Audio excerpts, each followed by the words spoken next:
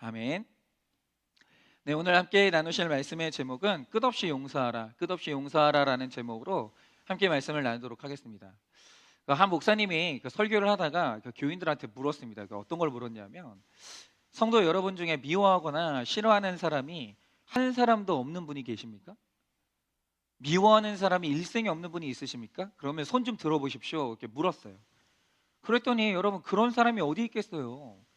저도 제가 굉장히 충격받았던 질문 중에 하나가 뭐냐면, 어떤 분이 저한테 그렇게 질문하시는 거예요. 목사님은 죽이고 싶은 사람이 있었습니까? 근데 그 말 듣고 생각해 보니까 있는 거예요. 제가 실행에 옮기지 않았을 뿐이지 사람 죽이고 싶었던 적이 있었어요. 그만큼 미워하는 사람이 우리 가운데 있거든요. 그러니까 이 질문을 받고 당연히 그 교회 성도님들이 아무도 손을 안 들었습니다. 그래서 목사님이 진짜 아무도 없습니까? 다시 물었더니 갑자기 가장 나이 많으신 할아버지가 조용히 손을 들더랍니다. 그래서 목사님이 너무 놀래가지고, 아유, 어르신 진짜 미워하는 사람이 한 사람도 없으시냐고 물었더니, 이 어르신의 대답이 뭐냐면, 옛날에는 진짜 미워하는 사람이 많았는데 살다 보니까 다 죽어가지고 아무도 없다고, 그렇게 대답을 하신 거죠. 여러분, 그렇습니다. 싫어하고 미워하는 사람이 없는 사람은 없어요. 제가 지금도 목회를 하면서 그리고 삶을 살면서 늘 생각하는 게 뭐냐면, 제일 힘든 게 관계예요. 제일 풀기 어려운 문제도 관계예요. 관계가 너무 어려워요. 그래서 끊임없이 우리가 용서하지 않으면 관계의 문제는 풀릴 수가 없는 거예요. 그런데 여러분, 한번 생각해 보자 이거죠. 미운 사람이 있는데 미운 사람 안 보고 살면 안 됩니까? 그냥 보복 안 하고 안 하면 안 되는 거, 보복 안 하면 되지 않습니까? 굳이 내가 적극적으로 용서라는 걸 해야 됩니까? 그래야 되는 이유가 뭡니까? 도대체 성경에 용서라는 게 의무로 우리에게 주어진 이유가 뭐냐라는 거죠. 그래서 오늘은 이 용서에 대해서 좀 묵상을 하려고 합니다. 첫째로, 용서해야 되는 이유는 아무도 죄로부터 자유하지 못하기 때문에 용서를 해야 됩니다. 21절 22절입니다. 그때 베드로가 나와 이르되, 주여, 형제가 내게 죄를 범하면 몇 번이나 용서하여 주리이까? 7번까지 하오리이까? 예수께서 이르시되, 내게 이르노니 7번뿐 아니라 7번을 70번까지라도 할지니라. 아멘. 여러분, 지금 베드로가 이 질문을 하는 때가 언제입니까? 지금 계속해서 가르침이 이어지는 때예요. 천국에서 어린아이 같은 자가 큰 자고, 실족해 하지 말고 잃은 양을 찾으며 이방인과 세리 같은 형제를 위해 기도하라고 말씀하신 그때, 이런 가르침이 쭉 이루어지고 있는 그때에 베드로가 질문하는 거예요. 그래서 지금 아무래도 베드로의 삶에 용서가 안 되는 사람이 있었던 것 같아요. 근데 지금 베드로가 하는 말이 뭐냐면, 자기가 했던 용서의 최대치가 7번까지는 용서를 했던 것 같아요. 보복하기 전에. 그래서 베드로는 7번은 용서할 수 있을 것 같은데 그만큼 하면 되겠습니까? 라고 물어보죠. 그러자 예수님이 대답하시는 게 뭐냐? 70번씩 7번이라고요. 그런데 70번에 7번이라는 말이 뭐냐면, 언제나 성경에서 7은 완전수거든요. 근데 7에다 7을 더한 거예요. 이 말 뜻이 뭐냐면 완벽히 용서하라는 거예요. 그러니까 용서하는 일에 실패하지 말고 용서를 완성하라는 거죠. 그러니까 무한대의 용서의 개념을 말씀하시는 거예요. 제가 다른 사람에게 실수하고 이게 잘못하면서 제가 저질렀던 죄의 횟수는 몇 번일까 생각을 해봤습니다. 어젯밤에도 제가 제 딸하고 놀다가 결국 딸을 울렸어요. 그러니까 안 그러려고 진짜 노력을 하는데 살면서 계속 사람한테 상처 주고, 사람 마음에 잊지 못하는 상처를 주고, 굉장히 제가 많은 실수를 하고 죄를 짓고 살거든요. 나는 도대체 몇 번의 죄를 지었을까? 한번 생각을 해봤거든요. 의식하든 그렇지 못하든 여러분, 비판하고 미워하고 욕심 부린 죄를 하루에 사람이 딱 3번만 짓는다 할지라도, 그 이상만 안 지어도 그 사람은 걸어다니는 천사예요. 그런데 걸어다니는 천사라고 해도 하루에 3번 짓는 죄가 한 달이면 90번이에요 1년이면 1000번이고 우리의 인생인 70년이면 7만 번의 죄를 짓는 거예요. 7만 번. 그럼 여러분, 일반 죄인이 7만 번 죄를 짓잖아요. 사회하고 영원히 격리시켜요. 상습 범죄자이기 때문에. 여러분, 그래서 우리는 죄로부터 자유로울 자가 아무도 없습니다. 그러니까 구속사의 시작은 이거예요. 내가 100% 죄인인 걸 인정하느냐라는 거예요. 그래서 우리는 죄를 짓지 않는 사람이 없기 때문에 내가 살려면 용서를 받아야 돼요. 그리고 남들도 다 죄인이기 때문에 남을 살리려면 반드시 용서를 해야 되는 거예요. 그러니까 용서가 없이 사람이 살아날 수 없는 거예요. 우린 다 죄를 짓기 때문에. 내가 죄를 안 지을 수가 없다는 말은 용서는 반드시 필요하다, 그 뜻이에요. 여러분, 용서라는 것은 채권자가 자기 권리를 완전히 포기한다는 뜻입니다. 그러니까 그런 거죠. 어떤 사람이 저한테 마음의 상처를 줬다고 하죠. 누군가 나한테 굉장히 큰 이 죄를 저질렀어요. 그럼 내가 받아야 될 빚이 있잖아요. 내가 사과를 받거나 아니면 내가 그 사람한테 똑같이 갚아주거나 이런 내 권리가 있거든요. 그게 빚인데 그 빚을 포기하는 게 용서라는 거예요. 여러분, 동일한 사람이 똑같이 반복해서 괴롭힐 때 우리는 굉장히 괴롭습니다. 그 대상이 이제 부모일 경우가 굉장히 많죠. 부모, 형제. 같이 살아야 되니까 계속해서 죄를 짓는 거예요. 제가 어저께도 한 지체랑 대화를 하는데 이 지체는 아버지를 안 보고 살아요. 왜 아버지를 안 보고 사냐면 살면서 날마다 술 마시고 날마다 혼내고 날마다 때리고 이게 반복이 되는 거예요. 근데 여러분, 그거를 용서할 수 있을까요? 그런데 오늘 주님이 말씀하시는 게 뭐냐면 그럴 때 70번씩 7번, 그러니까 70 곱하기 7은 490번이잖아요. 이렇게 용서하라고 그러는데 490번만 용서라는 뜻이 아니죠. 부모님이 그럴 때마다, 네 형제가 그럴 때마다, 직장 상사가 그럴 때마다 너는 용서를 해야 된다는 거예요. 여러분은 근데 지금 이게 이제 성경의 이제 명령이고, 여러분은 최대한 몇 번까지 용서해 보셨습니까? 동일하게 괴롭힘을 당해도 동일하게 용서가 그때마다 되셨습니까? 어떤 분들은 용서한다고 말은 해요. 그래요, 뭐 용서해야죠, 이해해야죠 라고 얘기하는데 1시간 지나면, 이틀, 3일 지나면 그 미워하는 마음이 그대로 또 살아나는 거예요. 내 마음대로 안 되는 거예요. 여러분은 완전한 용서를 몇 번이나 해보셨습니까? 내 힘으로 70번씩 7번이라도 용서하는 게 거의 불가능해요. 내 힘으로는 불가능하기 때문에 오늘 하나님의 무한한 용서, 먼저 해주시는 용서를 주님이 경험하게 하시는 거예요. 그러니까 그리스도인들은 왜 하나님이 그리스도인들에게 용서를 의무로 지어주시냐면 하나님이 그냥 용서라고 말 안 하기 때문이에요.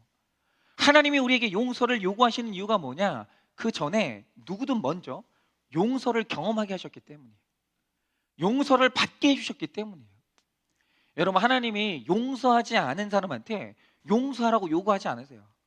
언제나 하나님이 너 용서해라라고 얘기할 때 전제가 뭐냐면 하나님이 먼저 그 사람을 용서해 주시는 거예요. 그게 아니면 용서를 요구도 안 하세요. 이게 얼마나 어려운지 아시거든요. 23절에서 27절입니다. 그러므로 천국은 그 종들과 결산하려 하던 어떤 임금과 같으니 결산할 때 10,000달란트 빚진 자 하나를 데려오매 갚을 것이 없는지라 주인이 명하여 그 몸과 아내와 자식들과 모든 소유를 다 팔아 갚게 하라 하니 종이 엎드려 절하여 이르되 내게 참으소서 다 갚으리이다 하거늘 그 종의 주인이 불쌍히 여겨 놓아 보내며 그 빚을 탕감하여 주었더니. 여러분, 그러면서 오늘 용서를 이야기하면서 어떤 예화를 드시냐면 10,000달란트 빚진 종의 이야기를 해주십니다. 그런데 여러분, 이 돈의 가치를 알아야 돼요. 여기서 한 달란트는 6,000데나리온인데 6,000데나리온은 노동자의 하루 품삯이에요. 그래서 10,000달란트가 어느 정도로 어마어마한 값어치가 있냐? 1일 동안 고용을 할 때 6천만 명을 일을 시킬 수 있는 품삯이 10,000달란트예요. 그리고 또 한 사람이 1년에 50일만 쉬고 300일 동안 일한다면 아무것도 안 먹고 아무것도 안 사고 숨만 쉬면서 20만 년을 일해야 모을 수 있는 돈이 10,000달란트예요. 그러니까 이 말 뜻이 뭐냐면 10,000달란트는 물리적으로 못 갚는 돈이에요. 못 갚는 돈. 갚을 수가 없어요. 오늘 하나님이 한 그 빚을 진 종을 예화로 주시는데 그 종을 예화로 주시는 이유가 뭐냐면 이 종은 이 돈을 못 갚아요. 여러분, 그런데 우리가 진 죄의 빚이 이렇습니다. 여러분, 우리가 진 죄의 빚은 우리 힘으로 못 갚아요. 그러니까 오늘도 제일 어리석은 사람이 누구냐면 내가 오늘 나의 알량한 의로움으로 내 죄를 해결하고 내가 내 의로움으로 천국 갈 수 있다고 믿는 사람이 세상에서 제일로 어리석어요. 여러분, 10,000달란트는 못 갚아요. 그런데 더 그거보다 훨씬 더 무거운 빚이 뭔지 아십니까? 여러분이 지은 죄의 빚이에요. 여러분은 모르시겠죠. 제가 한번 여러분 인생에 만났던 사람들 쭉 끌어 모아다가 여러분한테 상처받은 사람 골라내면 몇 명이나 될 것 같습니까? 여러분은 기억도 못해요. 왠지 아십니까? 가해자들은 원래 자기 죄를 기억을 못해요. 물어보십시오. 가해자들한테. 내가 그때 당신한테 상처받았는데 기억하십니까? 물어보잖아요. 가해자들은 아무도 기억을 못해요. 그러니까 내가 오늘도 죄책감 없이 살고 있는 것이지, 내가 지었던 죄를 다 끄집어내가지고 제시해 보십시오. 여러분, 우리 중에 일평생 내가 의로 빚을 갚아가지고 천국 갈 수 있는 사람이 있을 것 같습니까? 그런 사람은 없습니다. 여러분은 지금 감당이 안 될 만큼 사람들한테 상처 주고 죄를 지으셨어요, 이미. 여러분, 우리 주위에 도박과 노름으로 갚을 수 없는 빚을 지고 벼랑 끝까지 몰려있는 사람들이 굉장히 많이 있습니다. 여러분, 인생이 100% 죄인이라서 그런 환경 가잖아요. 그러니까 빚이 많아요. 돈이 절박하잖아요. 그럼 내 돈, 네 돈이 따로 없어요. 그래서 사람들 돈을 막 끌어다 쓰면서 빚을 져가지고 눈덩이처럼 불어나서 1만 달란트까지 가잖아요. 그러면 내 돈, 남의 돈이 구별이 안 되고 액수의 적고 많음도 구별이 안 됩니다. 그러니까 빚이라는 것도 일정 부분 돼야 갚을 생각이 나는 것이지, 여러분 빚이 한계를 넘어가잖아요. 그러면 죄책감도 없어요. 갚을 마음도 없어요. 될 대로 되라, 그렇게 되는 거예요. 그러면서 그런 분들이 하는 말이 뭐냐면, 빚도 능력이야. 갚지도 못할 빚을 져놓고 수많은 사람들이 지금 고통받고 있는데, 나 때문에. 그러면서 하는 말이 뭐냐면 빚도 능력이라는 거예요. 내가 능력이 없는데 어떻게 빚을 지냐, 이거죠. 그런 식으로 완전히 도덕 개념이 상실하는 거예요. 윤리 도덕 없이 거짓말을 밥 먹듯이 합니다. 여러분, 빚 지고 있는 사람들의 법칙이 있어요. 그게 뭔지 아십니까? 빚을 사실대로 절대 말 안 해요. 빚쟁이들은 너 빚이 얼마야? 라고 물어보잖아요. 반드시 축소합니다. 반드시. 그래서 저희 청년들은 반드시 알아야 되는 게 뭐냐면, 빚을 무서워하지 않는 사람하고 절대 결혼하면 안 돼요. 빚을 안 지고 살 수는 없어요.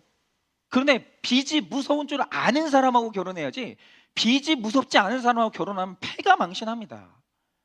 여러분, 그런 사람이 내 안에, 내 남편, 내 식구로 있으면 얼마나 괴로운지를 몰라요. 얼마나 괴로운지를. 못 갚는 빚을 날마다 지는 사람이 있으면. 그런데 이런 때 이 주인이 처음에 뭐라고 하냐? 그래, 네가 1만 달란트 빚졌냐? 그러면 네 몸 팔고 네 철을 팔고 자식들을 다 팔아서 너 갚으라고 명했어요. 이 말 뜻이 뭐냐면, 이 정도 빚지잖아요. 인생을 박탈당하는 거예요. 죄의 빚을 못 갚는 사람들이 가는 곳이 어디냐? 그게 지옥이에요. 내 영혼을 박탈당하는 거예요.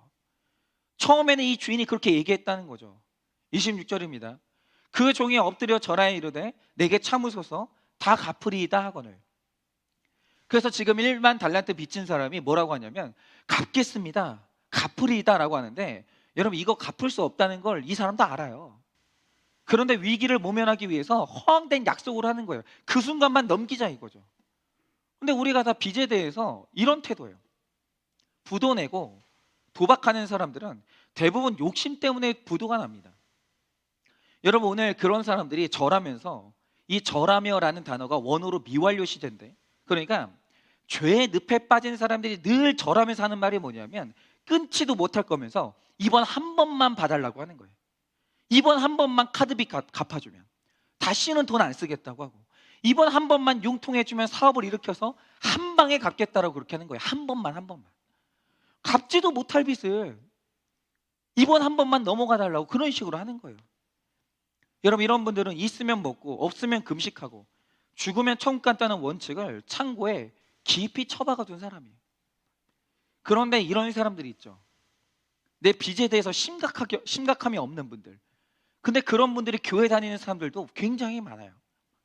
여러분, 이럴 때는 장담할 게 아니라 주님 앞에 나가서, 나는 아무것도 할 수 없는 죄인이라고, 내가 도저히 이 빚을 감당할 수가 없고 이 중독을 끊을 수가 없는 죄인이라고, 주님, 사업도 내 욕심 때문에 다 망했다고 고백을 하면서 주변 사람들에게, 나는 무능하다, 나는 사업에 자질이 없다, 내 스스로는 이 돈 욕심을 끊을 방법이 없다 말하면서 용서를 구하고 죽으면 죽으리다 해야 되는 거예요. 할 수 있다고 말하지 말고. 여러분, 죄에 대해서도 할 수 있다고 말하지 마세요, 좀. 그러니까 우리가 어떤 분들 보면, 어떤 죄를 짓는 분들을 그렇게 멸시하는 분들이 있어요. 이 멸시하는 이유가 뭐냐면 나는 저런 죄 지은 적이 없다는 거죠. 왜 저렇게 사는지 몰라. 아니 경제 생활을 왜 저렇게 해? 아니 가정 생활을 왜 저렇게 해? 그러면서 나는 그런 죄 안 짓는다고 장담하는 분들이 있어요. 그러지 말라는 거예요. 여러분, 우리 중에 내 힘으로 내 죄의 빚 갚을 수 있는 사람 아무도 없어요. 그럴 때는 주님, 난 아무것도 할 수 없습니다, 바짝 엎드려야 되는 거예요. 그런데도 계속 갚는다면서 큰 소리치고 그 돈 안 꿔주는 식구들을 정죄합니다. 그러니 식구들이 믿어야 될지 말아야 될지 분별도 안 되고 얼마나 괴롭겠습니까? 그러니까 저는 그렇게 생각해요. 할 수 있다고, 그리고 한 번만 더가 입에 붙은 사람들한테는 절대 돈 빌려주면 안 돼요. 그럴 때 그냥 돈을 끊는 게 그 소비 중독을 막는 그 길이에요. 여러분, 사업 중독 있는 거 아십니까? 한 번 사업해가지고 잠깐 돈 벌어본 분들은요, 이제 직원으로 못 가요.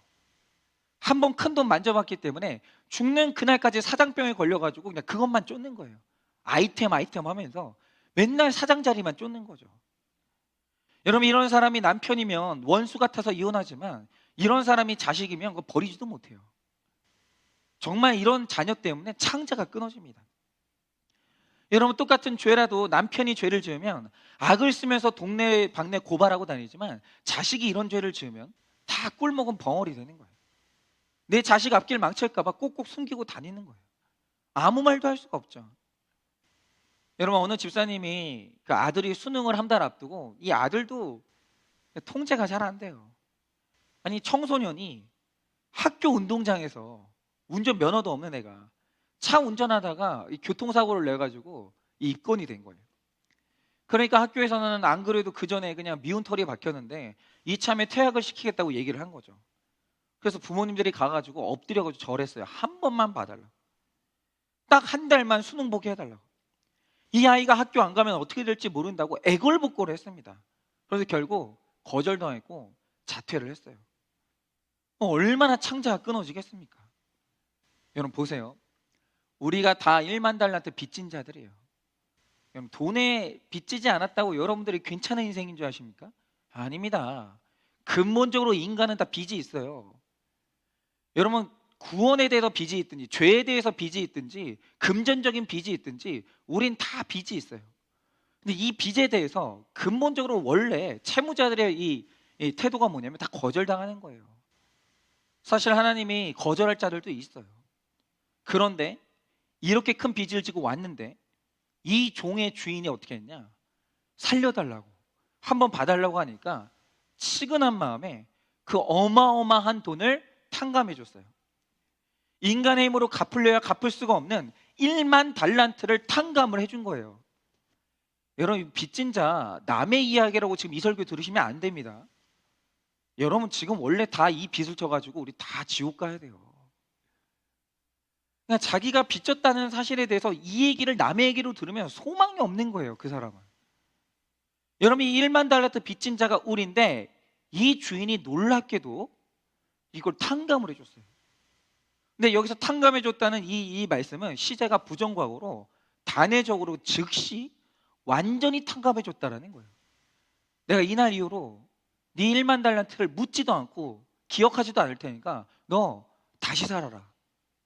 그러면서 완전히 잊어버린 거예요. 여러분, 이건 새로운 시작을 얻은 게 아니고요, 새로운 삶을 얻은 겁니다. 그러니까 만약에 어떤 사람이 죽었는데 천국 갔다. 왜 천국 가냐 하면 의로워서 천국 간 게 아니라 어마어마한 죄의 빚을 탕감받은 거예요. 용서받아 천국 가지 의로워서 천국 가는 사람은 아무도 없어요. 천국 갔다 일단 용서받은 거예요. 이렇게 우리를 하나님이 먼저 찾아오셔서 용서해 주시는 거예요. 그러므로 택자의 정체가 뭐냐? 택자는 기본적으로 용서받은 자들이에요. 여러분, 두 번째로 용서받은 자만 용서할 수 있습니다. 28절에서 30절입니다. 그의 종이 나가서 자기에게 100데나리온 빚진 동료 한 사람을 만나 붙들어 목을 잡고 이르되 빚을 갚으라 하매 그 동료가 엎드려 간구하여 이르되 나에게 참아주소서 갚으리이다 하되 허락하지 아니하고 이에 가서 그가 빚을 갚도록 옥에 가두었거늘. 그런데 보세요. 어마어마한 진짜 어마무시한 빚을 탕감받은 이 사람이 동료를 만났어요. 나한테 빚진 동료를 만났죠. 근데 빚을 갚으라고 윽박지르는 거예요. 근데 여기서 동료는 보통 사이가 아니에요. 함께라는 단어와 종을 합성한 단어예요. 그러니까 똑같이 고용된 종. 그러니까 피차의 힘든 사정을 서로 알고 있는 이 종들이 이 동료의 사이거든요. 근데 동료끼리 돈 문제로 얽히니까 용서가 없는 거예요. 야비하게 빚 갚으라고 목을 잡는 거죠. 흔드는 거예요. 이놈 내 빚 갚으라고. 그런데 여기서 빚 갚으라는 이 말이 뭐냐? 부정과거 시제인데 차차 일해서 천천히 갚으라는 게 아니라 너 오늘 갚으라고 목을 조르는 거예요. 여러분, 그런데 어떻게 이럴 수가 있습니까? 이 말씀을 보면서 아니 지는 1만 달란트의 빚을 탕감받았으면서 어떻게 저럴 수가 있나? 여러분, 이렇게 생각하실 수 있습니다. 그러나 여러분, 이게 우리가 지금 하고 있는 행동이에요. 이게 여러분, 택자가 누군가를 용서하지 않는다? 내가 지금 마음에 용서하지 않는 사람이 있다? 이 말 뜻이 뭐냐면 내가 이 사람이라는 뜻이에요. 나는 어마어마한 죄의 빚을 탕감받아 놓고 내가 누구를 용서하지 않는다는 것은 이놈아, 너 그때 나한테 상처 줬지? 너 그때 내 빚 안 갚았지? 너 그때 나한테 그렇게 뭐 험한 말 했지? 빚 갚으라고 내놓으라고. 절대 용서 없다고. 그렇게 하는 거예요. 여러분, 이 사람은 방금 자신이 얼마나 대단한 용서를 받았는지 새까맣게 잃어버린 거예요. 새까맣게. 우리가 전에 보았던 마태복음 7장 6절에서 예수님이 이렇게 말씀하십니다. 거룩한 것을 개에게 주지 말며 너희 진주를 돼지 앞에 던지지 말라. 그들이 그것을 발로 밟고 돌이켜 너를 찢어 상하게 할까 염려하라. 이렇게 하셨습니다. 그렇죠. 여러분, 지금 우리가 길을 가다가 5만 원짜리가 떨어져 있다고 해요. 그럼 그거 본 사람들이 어떻게 하겠습니까? 이거 귀한 돈 하면서 먼지 탈탈 털어가지고 소중하게 주머니에 넣겠죠. 그거 돼지 앞에 던져보세요. 쳐다도 안 봐요. 그냥 짓밟고 지나가는 거예요. 원래 소중한 것은 개나 돼지한테 던져주는 게 아니죠. 그런데 용서를 이런 식으로 취급하는 사람들이 있다라는 거예요. 귀한 것을 귀한 것으로 알지 못하는 사람은 좋은 것을 받아도 감사할 줄도 누릴 줄도 모른다라는 거예요. 세상에 용서를 줬더니 그게 귀한 줄도 모르고 하찮게 여기는 거예요. 여러분, 지금 이 말씀에 나오는 사람은 자기가 얼마나 어마어마한 용서를 받았는지 자기 주제를 모르는 거예요. 내가 아무것도 할 수 없는 주제, 주님이 나를 탕감해 주지 않으면 청구할 수 없는 주제라는 것을 알아야 될 거 아니에요. 국어로 말하면 네 주제를 알라고, 수학으로 말하면 분수를 알라고, 미술로 말하면 네 꼬라지를 알라, 그 뜻이에요.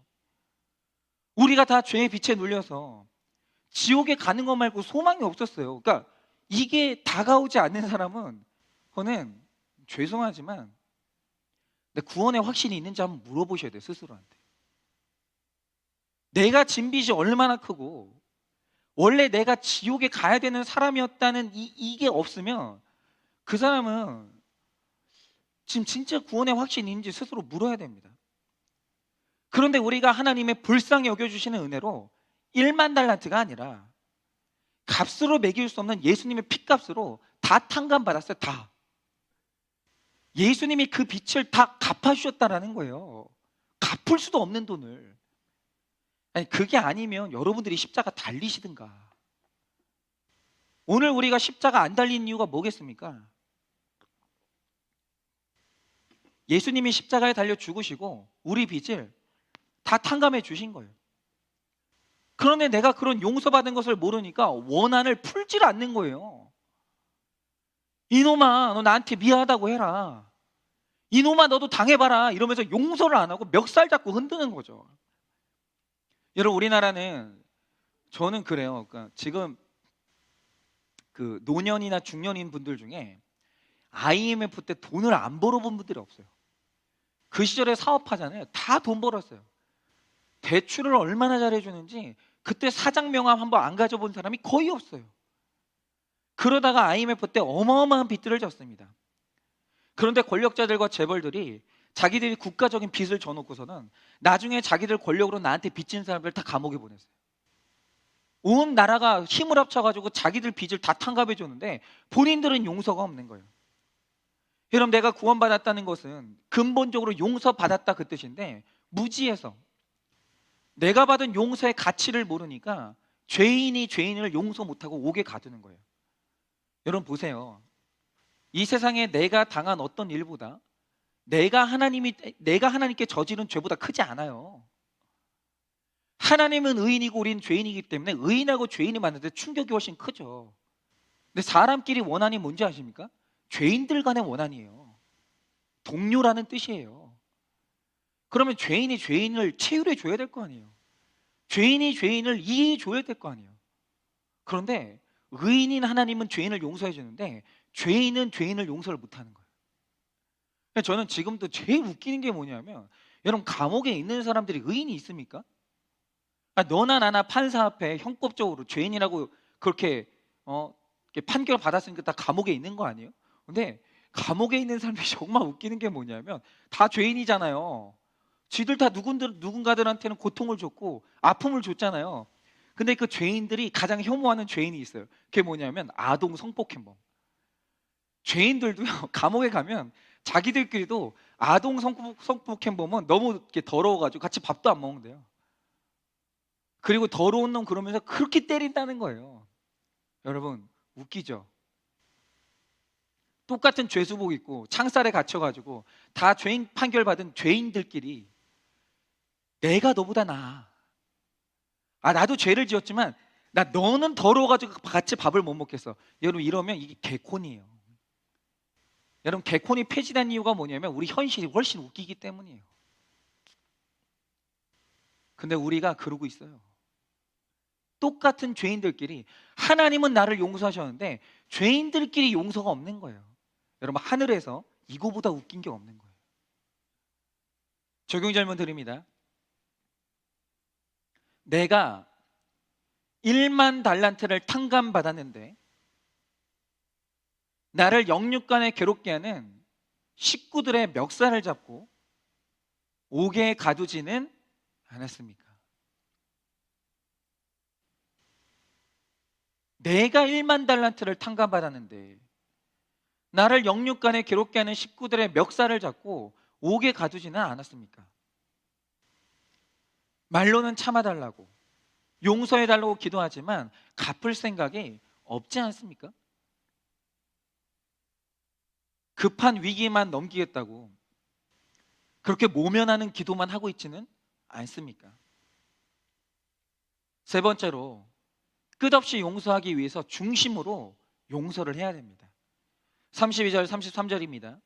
이에 주인이 그를 불러다가 말하되 악한 종아 내가 빌기에 내가 내 빚을 전부 탕감하여 주었거늘 내가 너를 불쌍히 여긴 것 같이 너도 내 동료를 불쌍히 여김이 마땅하지 아니하냐 하고. 여러분 보십시오. 악한 종이 싹싹 빌었어요. 그러니까 이게 보면은 잠시는 자기 죄를 보고 회개한 것 같아요. 그러나 이게 회개한 게 아니었어요. 그러니까 교회에도 우리가 어떤 문제가 생겼을 때 고난당할 때 이렇게 기도하는 분들 많아요. 하나님 한 번만 살려주십시오. 하나님 정말 잘못했습니다. 한 번만 용서해 주십시오. 이런 분들 많아요. 얼마나 간절히 기도하는지. 근데 그게 참된 용서가, 참된 기도가 아닌 분들이 있어요.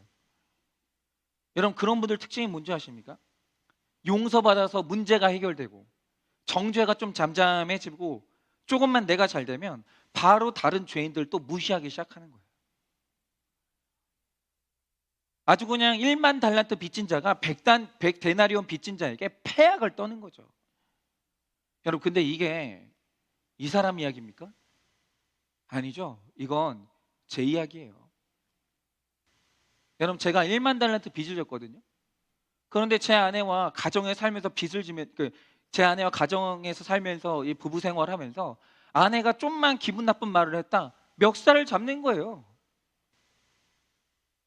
막 며칠씩 말을 안 하면서 대화를 안 하는 거, 용서가 없는 거예요. 이거는 그냥 제 이야기예요. 제 이야기.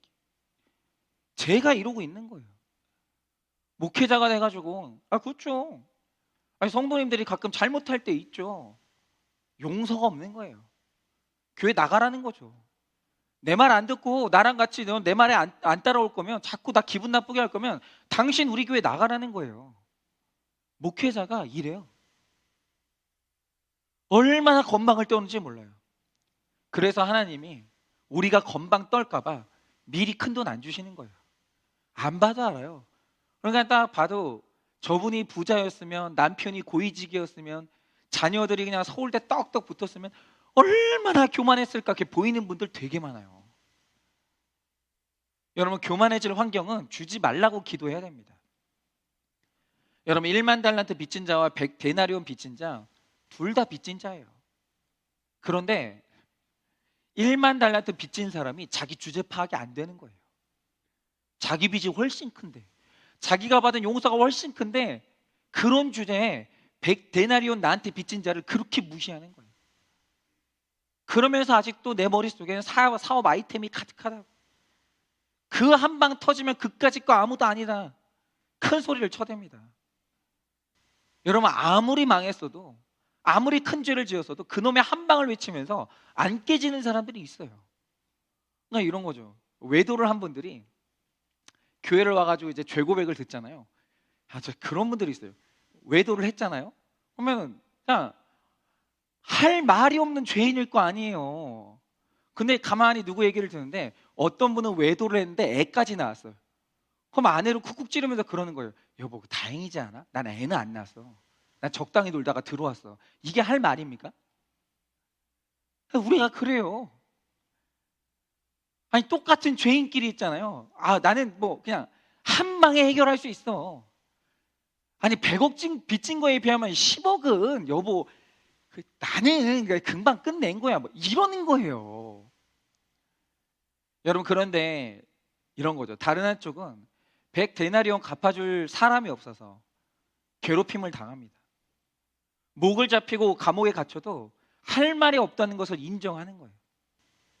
여러분, 이렇게 내가 진 빚에 대해서 정확하게 인지하고, 하나님, 나는 이거 갚을 능력이 없습니다.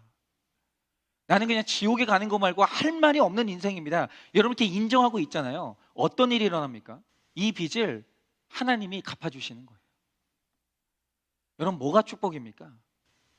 여러분, 이 땅에서 길이 없어서 멱살 잡히고 옥에 갇히고 내가 얼마나 큰 빚진 자인지 죄인인지 깨닫고 낮아지는 자가, 그게 축복이에요. 자기가 얼마나 죄인인 줄도 모르고 조금 잘 되면 예전에 지었던 죄 다 잊어버리고, 예전에 줬던 상처 다 잊어버리고 큰 소리 치는 사람보다 바로 이런 사람이 훨씬 축복이라는 거예요. 이런 사람이 용서도 잘해요. 여러분, 어떤 빚을 지셨습니까? 제가 저도 마찬가지입니다. 여러분들께도 감히 말씀드리지만, 여러분, 죄인인 걸 일평생 잊으면 안 돼요. 내가 죄책감을 가지고 사니까, 그러니까 구원의 확신이 없이 사는 것과 죄인임을 잊지 않고 겸손하게 사는 것은 다른 거예요. 구원의 확신이 없으니까 죄책감 갖는 거예요. 구원의 확신이 있는 사람은 겸손하게 사는 거예요. 죄인인데 구원 받은 걸 알아야 겸손해지는 거예요. 여러분, 구원의 확신 가지시고 죄인인 거 잊지 마세요. 그래서 늘 인생은 뭐냐, 진실하게 갚겠다고 생각하고, 내가 빚지면 감옥 갈 생각하고, 멱살 잡으면 멱살 잘 잡히고, 중심으로 용서 구하면 되는 거예요. 그러니까 그런 거 있죠. 우리 아내분들이 그렇게 일평생 남편 괴롭히는 주제 중에 하나가 그런 거 아닙니까? 내가 애 낳을 때 당신이 옆에 없었고, 내가 임신해가지고 먹고 싶다고 그럴 때 사주지도 않고, 그런 거 가지고 평생 그냥 울고 먹잖아요. 근데 잊어주면 좋죠. 잊어주면 좋은데, 만약에 아내가 70 될 때까지 못 잊고 멱살 잡는다, 그럼 남편들은 멱살 잘 잡히면 돼요. 내가 언제까지 그 소리 듣고 살아야 되나. 죄인은 그런 말 하시면 안 되는 거예요. 죄인은 용서해 줄 때까지 멱살 잡히면 되는 거예요. 근데 그렇게 멱살 잘 잡히고 살다 보면 그 풀리는 날 와요. 하나님이 다 용서해 주십니다. 하나님이 다 갚아주시는 날이 오는 거예요. 우린 그냥 내가 죄인임을 잊지 않고 날마다 갚으며 살면 되는 겁니다. 그런데 하나님이, 야, 네가 지은 죄는 너무 크니까, 그리고 네가 좀만 갚아주면 교만해질 거 뻔하니까 너 평생 갚아라 라고 하면서 이 땅에서 빚진 자로 살게 하신다. 그럼 내 삶의 결론이에요. 그렇게 살면 돼요. 그리고 천국 가면 될 거 아니에요. 그리고 천국 가면 될 거 아니에요. 여러분 중심으로 갚을 마음을 가지고 두려워하지 말고 100데나리온 빚진 자처럼 행동하고 그렇게 살아야 됩니다. 그러니까 이런 말씀을 보면서 제가 실제로 제일 악한 적용을 봤는데 빌렸어요. 실제로 돈을 빌려놓고 교우들 간에 돈을 빌려놓고 이게 돈을 안 갚으니까 괴로울 거 아니에요. 여러분 1,000원도 빌렸으면 갚아야 돼요. 1,000원 빌려준 거를 잊지 않고 내놓으라고 할 때 그거 쪼잔하다고 말씀하시면 안 됩니다. 그러니까 빚쟁이는 그런 말 할 자격이 없는 거예요. 근데 이분이 돈을 빌려놓고 안 갚는 거예요. 그 돈을 갚으라고 했더니 이분이 하시는 말씀이 뭔지 아세요? 교회 다니는 분인데, 아 예수님은 다 빚도 갚아주고 용서도 해줬는데 어떻게 이렇게 끈질기게 돈을 달라고 하냐고. 여러분 이런 파렴치한 그 빚에 대해서 이런 파렴치한 태도 자체가 말씀을 이용하고 악용하는 거예요. 우리는 일평생 빚 갚는 게 사명인 거예요. 34절입니다. 주인이 노하여 그 빚을 다 갚도록 그를 옥졸들에게 넘기니라. 여러분 이 용서하지 못하는 자의 마지막이 뭡니까? 영원토록 형벌에 처하는 지옥행이에요. 내가 받은 용서가 얼마나 큰지 모르니까 일평생 일을 걸면서 그 분노를 풀지 못하는데 마지막은 뭐냐? 그도 용서 못 받는 거예요. 여러분 옥졸은 괴롭히는 자, 고문하는 자입니다. 내가 예수님을 안 믿으면 아무리 탕감을 받아도 육적, 정신적, 영적 고통은 끝이 없어요. 내가 용서하지 않으면 그냥 지옥에서 사는 거예요. 여러분 우리 식구들 중에 뭐 이런 분들 있어요. 얼마나 생생하고 예민한지 잠만 깨워도 왜 나를 괴롭히냐고. 그런 분들이 있고, 밥만 먹으라고 해도 우리 자녀들 중에 왜 이렇게 나를 못 살게 구냐고. 밥 먹으라고 그러는데 이런 식으로 얘기하는 사람도 있어요. 아무것도 아닌 걸 가지고 그렇게 원망을 하는 거예요. 밤낮 너 때문에 안 되고 부모님 때문에 내 인생이 안 되고, 남들은 그냥 결혼할 때 집 한 채 떡떡 주는데 엄마 아빠는 뭐 하고 살았냐고. 어떻게 결혼하는데 한 푼도 못 보태주냐고. 다 부모님 때문이라는 거예요. 그럼 지는 뭐 했는데? 아니 부모님이 자기 먹이고 자기 교육시키려고 평생 그러고 살았지 왜 돈이 없겠어요. 네가 그렇게 먹으니까 그냥 없는 거죠. 아니 자기는 뭐 했는데 부모님 때문에 내가 앞길이 안 열린다고, 어떻게 물려줄 땅 한 평도 없냐고, 그런 식으로 얘기를 하는 거예요. 온통 세상에 온통 나를 괴롭히고 고문하는 사람밖에 없다라고 합니다. 여러분 이런 사람은 아무리 용서해줘도 고마운 게 없어요. 아무리 하나님이 퍼주고 은혜를 줘도 감사하지 않는 거예요. 원망밖에 없는 거예요. 그러니까 교회를 다니면서도 감사가 없다, 끝없이 불평밖에 없다, 답이 없는 거예요. 여러분 광야에 그 겸손한 땅에 물 한 방울 떨어지면 그게 그렇게 생수가 되고 감사한 것인데 감사를 전혀 몰라요. 1만 달란트 갚아줘도 소용이 없어요. 그러니까 그게 감사하지 않으니까 원한이 깊은 거예요. 내가 받은 용서가 감사하지 않으니까 그 용서가 안 되는 거예요. 나를 아프게 한 상대를 보지 말고 용서가 끝까지 안 되는 내 악함을 보셔야 되는 거예요. 여러분 오늘 이 말씀이 좀 수준이 높은 분들이 받는 말씀인데, 용서하지 않는 자를 하나님은 용서 안 하십니다. 용서받고 싶잖아요. 그 용서가 귀한 줄 알고 나보다 훨씬 작은 죄를 지은 내 주변 사람들 죄를 용서하세요. 이제 그만. 근데 제가 이게 뭐 윽박 지르는 건 아니고요. 제 말이 좀 세죠. 윽박 지르는 건 아니고, 여러분이 용서 받으셨으니 용서하세요. 그만. 여러분 용서하지 못하는 불순종이 있을 때 죽음의 냄새가 나를 뒤덮고 그 미움이 우리의 삶을 뒤덮는 거예요. 불쌍히 여기지 못하는 그 마음 자체가 지옥이에요. 반면에 이 100데나리온 빚진 자처럼 완전히 망했기 때문에, 내가 얼마나 큰 빚을 졌는지 너무 잘 알기 때문에 산동네를 가는 적용하고 멱살 잡히고 아무도 미워하지 않으면서 감옥에 간다면 그 진실한 적용을 보는 사람이 분명히 있어요. 그러니 돈 빌리셨으면 어떻게든 갚으세요. 다 갚아야 된다는 말이 아니에요. 못 갚는 빚도 있죠. 살다 보면 다 못 갚아도 최선 다하시라는 거예요. 여러분 오늘 빚진 분들이 있습니까? 여러분 그리스도 안에서는 그런 생각 이제 버리십시오. 빚도 능력이야. 아니 뭐 이 빚을 다 내가 갚아야 되나? 죽으면 빚 끝나는 거 아니야? 여러분 이런 거는 있을 수가 없는 거예요. 여러분 빚 때문에 감옥에 가야 된다고 하면 그 감옥에 가는 게 맞는 거예요. 31절입니다. 그 동료들이 그것을 보고 몹시 딱하게 여겨 주인에게 가서 그 일을 다 알리니. 여러분 몹시 딱하게 여긴다는 것은 그 빚 때문에 괴로워하고 그 빚을 갚으려고 최선을 다한 사람들을 슬퍼하고 괴로워해 준다는 뜻이에요. 여러분 내가 빚 갚으려고 최선 다할 때, 겸손하게 살 때 내가 속상해하는 걸 알아주고 주인에게 가서 그걸 고해줄 사람이 있어요. 중보기도는 이래서 중요한 겁니다.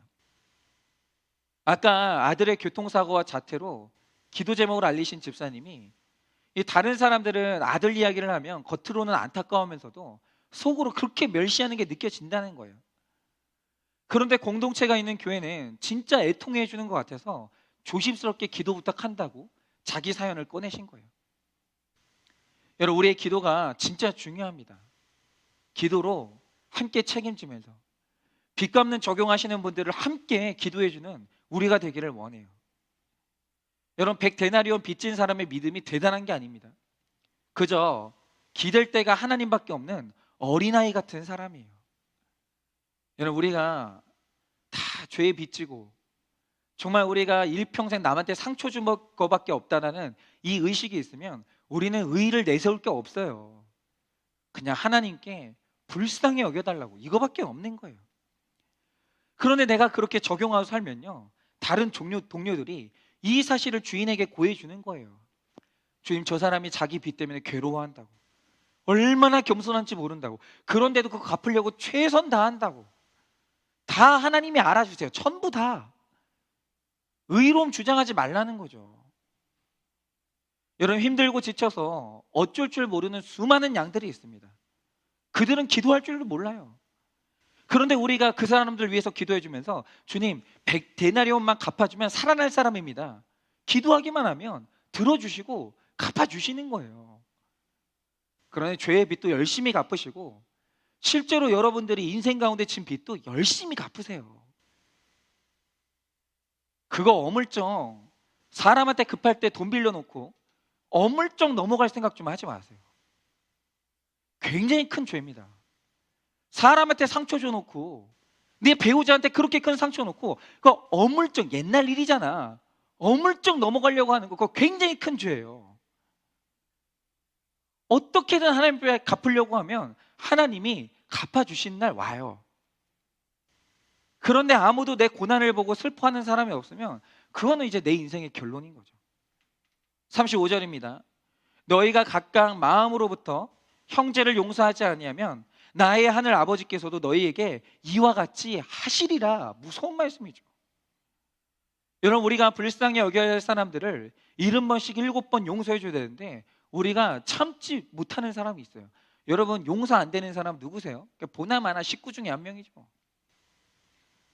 시댁 어른이든지 우리 부모님이든지 내 자식이든지 형제든지 뭐 식구 중에 누구 분명히 있을 거예요.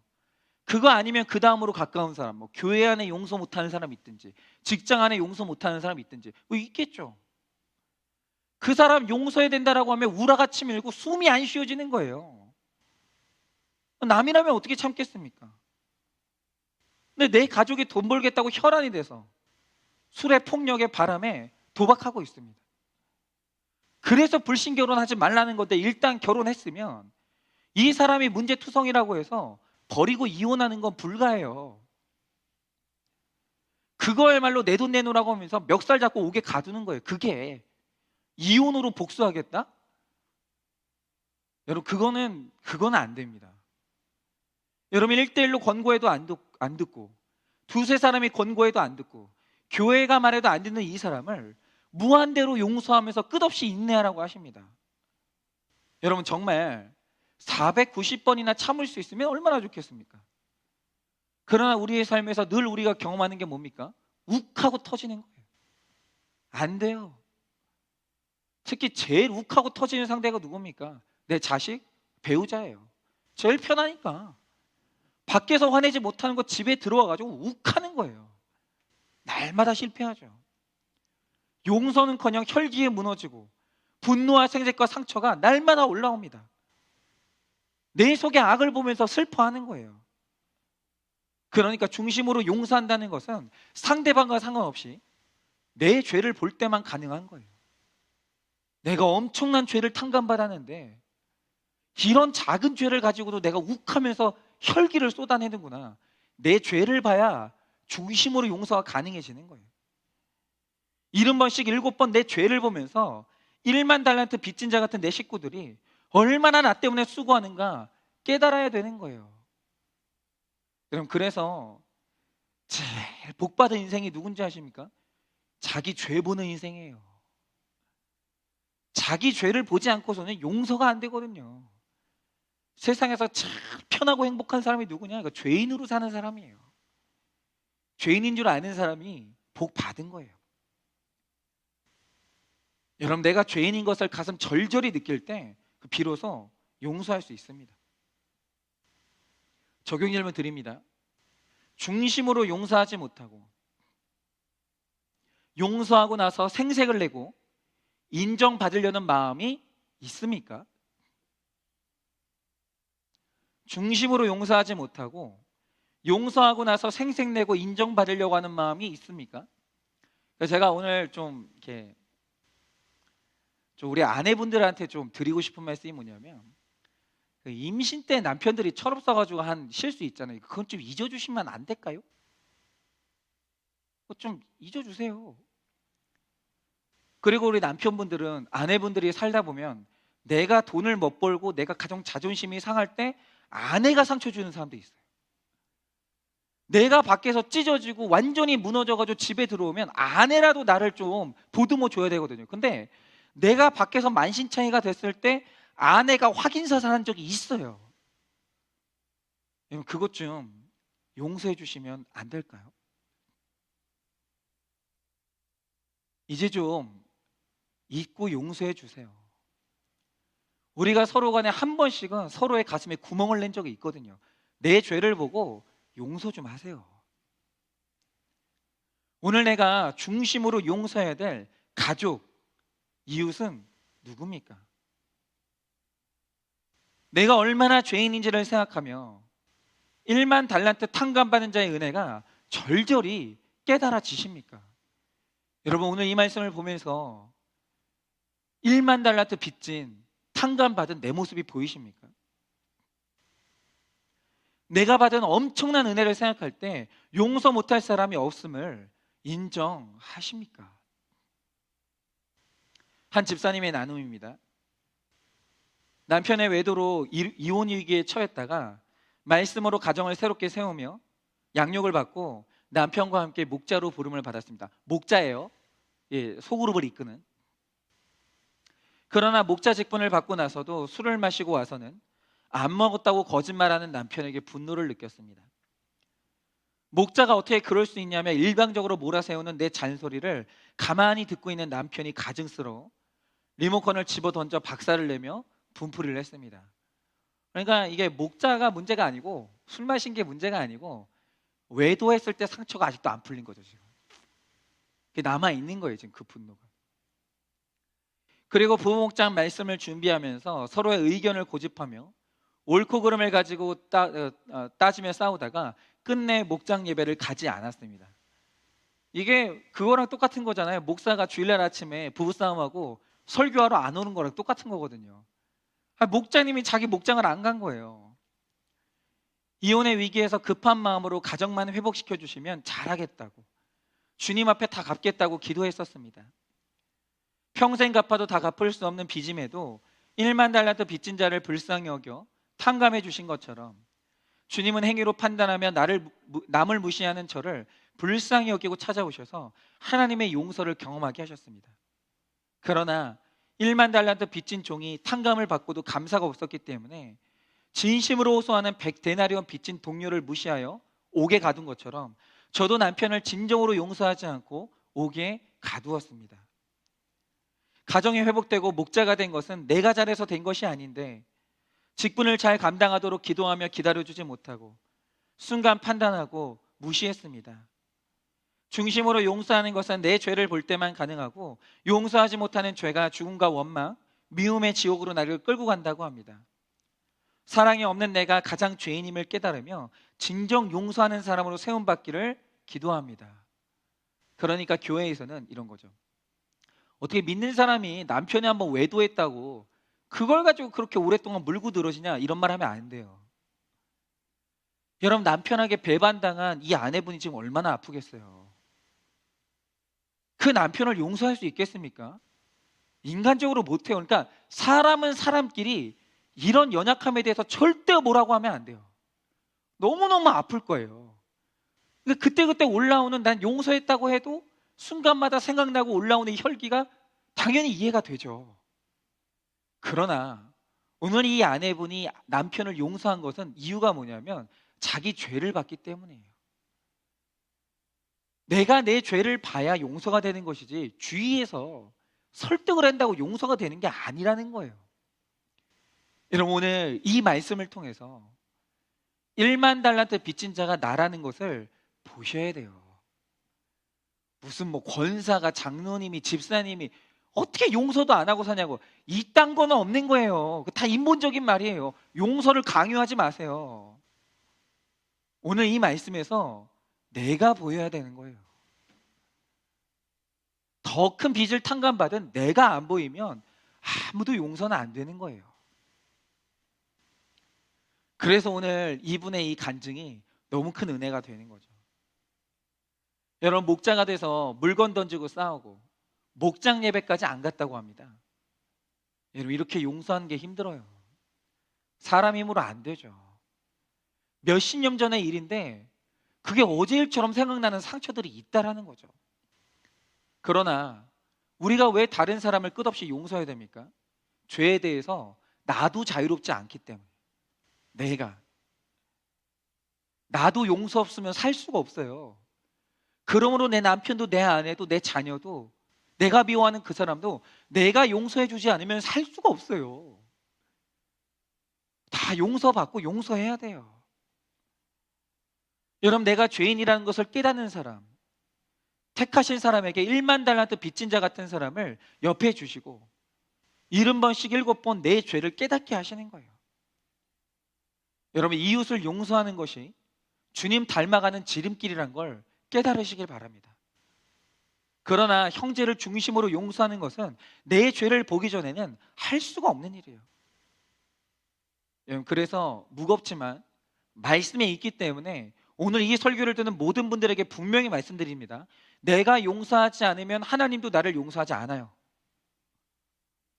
이 무서운 영적 진리를 아시기를 바랍니다. 내가 용서하지 않으면 하나님도 나를 용서하지 않아요. 이것은 인본적으로 여러분들한테 윽박지르는 게 아니에요. 은혜의 원리입니다. 하나님이 여러분들에게 이 말씀을 주실 때, 용서라고 말씀하실 때는 먼저 용서한 사람한테만 용서하라고 말씀해 주시는 거예요. 받은 용서가 있는 사람은 용서해야 돼요. 내가 받은 만큼 하지 않으면 나도 이제 그 받는 것들이 끊어지는 거죠. 얼마나 무서운 말씀입니까? 여러분, 우리는 말로 건성으로 잘못을 덮어주기도 하고 위로도 합니다. 하지만 일상생활에서 내가 중심으로 용서하지 않은 건 언제든지 다시 튀어나와요. 무너집니다.